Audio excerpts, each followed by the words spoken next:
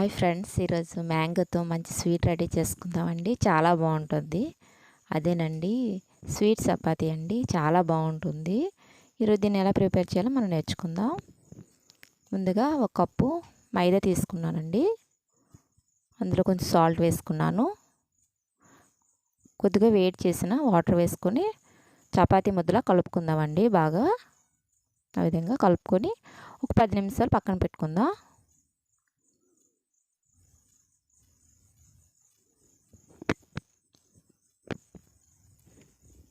తర్వాత mixie jar తీసుకొని చిన్నగా కట్ చేసిన కొబ్బరి ముక్కల్ని మెత్తగా మిక్సీ పట్టుకుందామండి. పట్టుకొని పక్కన పెట్టుకుందాం. తర్వాత బాగా ఒక మ్యాంగోని తీసుకొని బాగా క్లీన్ చేసుకుందామండి. కడిగేసి దానిపైన తొక్క తీసుకుందాం. ఆ విధంగా మొత్తం తీసుకొని చిన్న ముక్కలుగా కట్ చేసుకొని మిక్సీ జార్లో వేసుకొని పేస్ట్లా చేసుకుందామండి. వేసుకొని పక్కన పెట్టుకుందాం. ఇప్పుడు మనం స్టవ్ పై కడాయి పెట్టుకొని అందులో కొంచెం పంచదార వేసుకుందామండి. వేసుకొని కొద్దిగా వాటర్ కూడా వేసుకుందాం. వేసుకొని పంచదార బాగా కరిగేలా చూసుకుందామండి.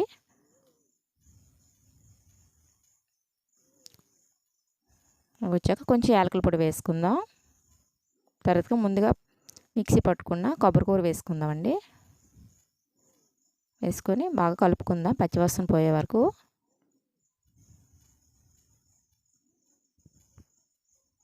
బాగా దగ్గర అయ్యేలా చూసుకుందామండి.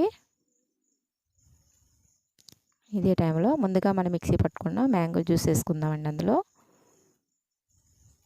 వేసుకొని బాగా కలుపుకుందామండి.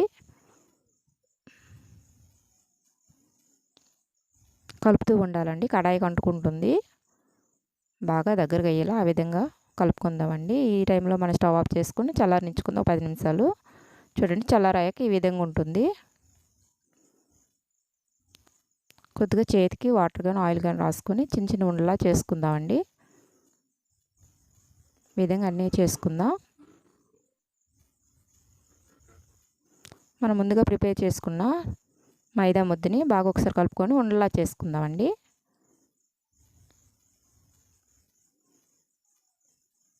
అన్నీ కూడా ఉండలు చేసుకుందాం.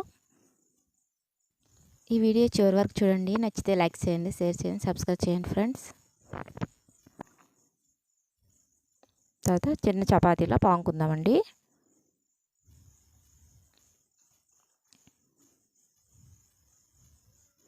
తర్వాత ముందుగా మనం ప్రిపేర్ చేసుకున్న పాకుండలు ఉన్నాయి కదండి, మ్యాంగోతో చేసినవి, అవి అందులో మధ్యలో పెట్టుకొని అలా చేసుకుందామండి. చూడండి, అది కనిపించకుండా బాగా మధ్యలో పెట్టుకొని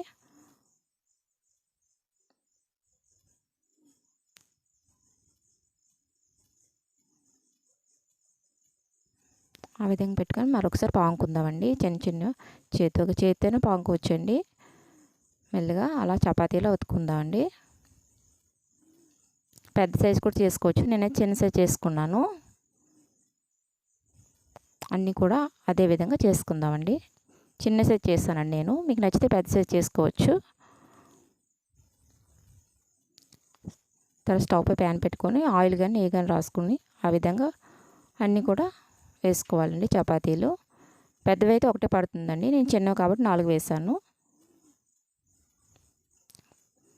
పైన నెయ్యి కానీ ఆయిల్ కానీ రాసుకోవచ్చండి. చూడండి, ఆ విధంగా. తర్వాత కొంచెం అయ్యాక టర్న్ చేసుకుందామండి అన్నీ.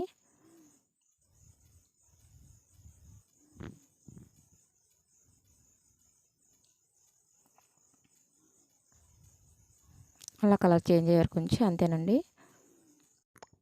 అంతేనండి మ్యాంగో స్వీట్ చపాతీ రెడీ. చాలా బాగుంటుంది. మీరు కూడా ట్రై చేయండి.